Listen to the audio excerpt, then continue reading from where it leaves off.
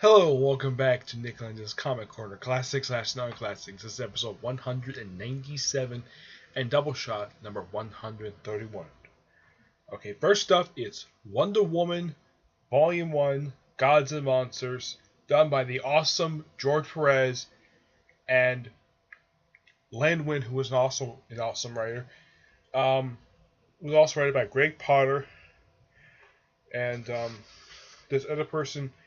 Um, Bruce Pearson he's the inker.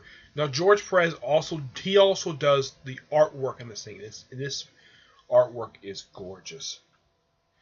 Well, it's 80s style, but yeah. But basically, Ares tries to start something interesting, and Dave Trevor's in here, which is really nice. This is a very good.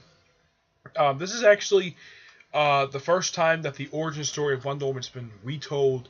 At this point in time, first time her origin story had ever been retold.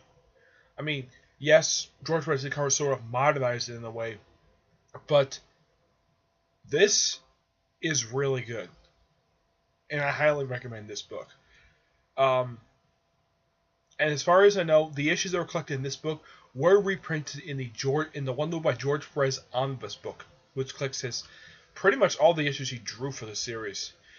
But the thing is, here's the interesting thing. George Perez did not just do the first 24 issues. He also wrote, beginning with issue 25, he just did his writing. From 25 to issue 62, he does all the writing. He doesn't do the art, but basically it's all about Ares trying to start World War III. That's the story of this thing. And Wonder Woman, Steve Trevor, Eda Candy, these three people basically work together to stop that. And of course, Steve Trevor is also accused of treason, stuff like that. But by the end, basically, the book ends really nicely. And yeah, it's a great book. And this is also noteworthy note. This is the first Wonder Woman trade I've ever reviewed on the show. Yep. And I give this book a 9.5 out of 10.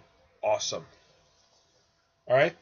Next up is a Civil War tie-in, because this year just happens to be the 10th anniversary of the crossover. And this is Civil War X-Men, collecting a 4-issue miniseries written by David Hayne and artwork by Yannick Pequot. Basically, the whole point of this miniseries, it has very little to do with the actual Civil War event, despite the fact tying into it. Basically, it just deals with what was going on in the X-Men books at the point in time. You know, with the whole dissemination stuff going on, and the group calling themselves the 198. Apparently, that was basically close to basically how many mutants were actually left. And they even have it where they have Domino and Shatterstar. They're in here, excuse me, and they're referred to as members of X-Force, even though that there had, at this point in time, there had been an X-Force series since that mini-series, the 50th season, Rob Liefeld did. A few years before this one came out. But despite that, the artwork is actually pretty good. Here's a fight scene. Yeah, this artwork is actually pretty good. I mean, everybody's all wearing their current costumes. I mean, you got appearances not only by Domino and Shatterstar, but pretty much like all the X-Men. I mean, one of the most prominent characters of this miniseries is Bishop. And him basically working, and basically this kind of does, not only does this build upon basically what goes on in the X-Men books, it actually continues in the X-Men books. Very mildly, yes, but mainly it deals with the agency known as ONE, Office of National Emergency. Which, here's the thing, after Messiah Complex, the organization is never seen again because the Sentinels are destroyed. Yes, the Sentinels are destroyed.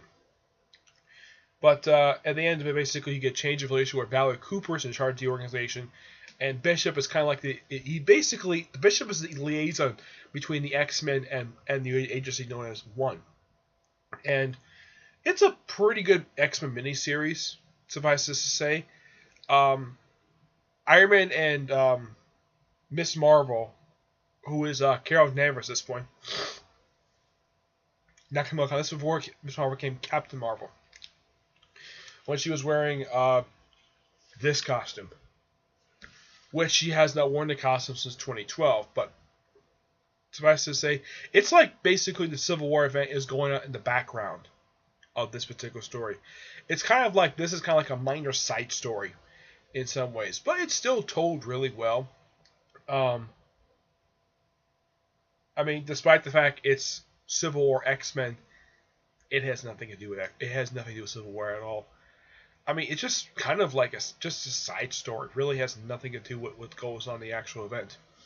But despite that, it's a good miniseries, and I'll give a recommendation. I'm gonna give this book a I mean, it's a decent miniseries.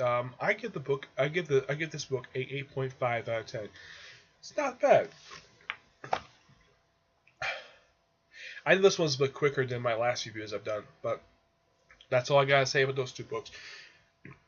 So stay tuned for my next episode, which should be episode 198 and Doubleshot number 132. Until then, see you there. Bye.